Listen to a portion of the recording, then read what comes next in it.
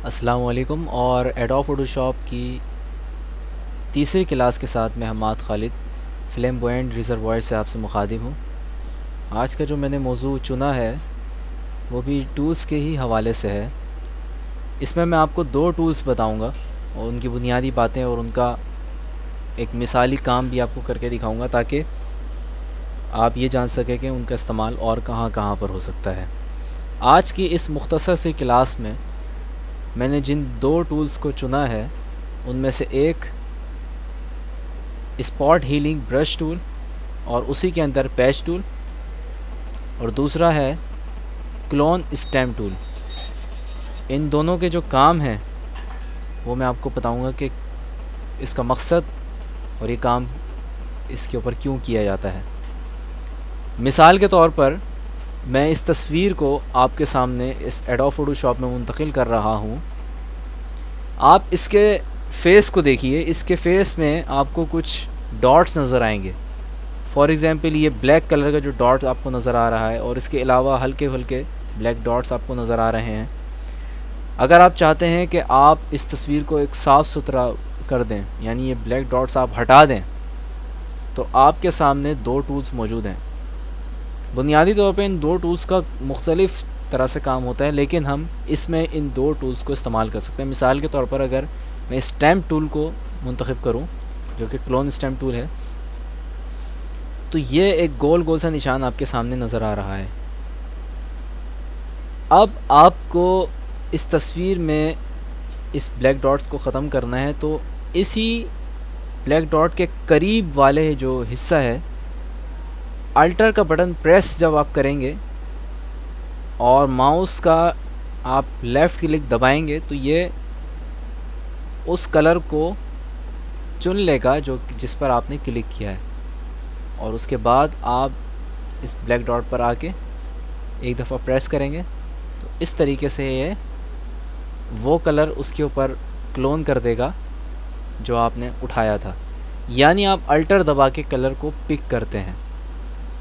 बिल्कुल इसी तरह आप दोबारा से इसके आसपास के कलर चुनिए और इस तरीके से आपने ब्लैक डॉट ख़त्म कर दिया। दूसरा ब्लैक डॉट भी बिल्कुल इसी तरह से ख़त्म होगा।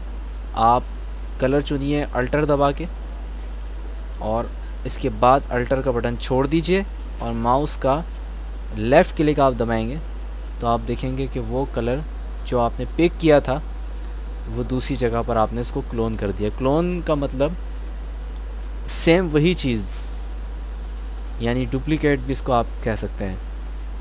ये तो क्लोन स्टैम्प टूल का काम हो गया। अब आप चाह रहे हैं कि नहीं, इससे आपको मज़ा नहीं आ रहा, तो आप इसकी जगह पर स्पॉट हीलिंग ब्रश टूल भी ले सकते हैं। इंटर के ऊपर, बिल्कुल इंटर के ऊपर वाले बटन को अगर आप प्रेस करेंगे तो उससे आप, ये ब्रैकेट का बटन है, इससे आप इस दायरे को बढ़ा सकते हैं और उसी के बराबर वाले ब्रैकेट के बटन से इस दायरे को कम भी कर सकते हैं। आप सिंपल बस इस पर प्रेस कीजिए, आप देखेंगे कि ये उस डॉट को, ब्लैक डॉट को ख़त्म कर रहा है। या अगर आप इससे भी मुनासिब ना समझें तो आपके पास इसी हीलिंग ब्रश टूल के अंदर पैच टूल के नाम से एक टूल मौजूद है। आपको सिंपल करना ही है कि उसके गिर्द गोल दायरा बनाइए अपने माउस से, और इस गोल दायरे को आप जिधर उठा के रखेंगे ये उसका कलर पिक कर लेगा, जैसे कि मैंने आपके सामने ही काम किया।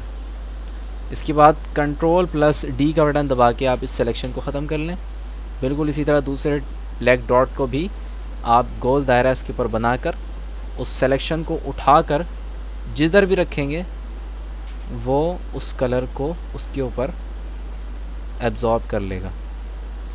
तो जनाब, ये आज की क्लास में मैंने आपको दो टूल बताए। इसी तरह करते करते स्टेप बाय स्टेप किस्तों में मैं आपको तमाम के तमाम टूल्स और उनका काम बता दूंगा, सिवाय एक दो टूल्स के जिनका इस्तेमाल वेब डिज़ाइनिंग या किसी और दूसरे केस में होता है। तो उम्मीद है कि आज की क्लास आपके लिए कारआमद और एक बिल्कुल नई चीज़ होगी। तब तक के लिए, अगली क्लास के लिए आपसे अलविदा कहना चाहता हूँ। खुदा हाफिज़।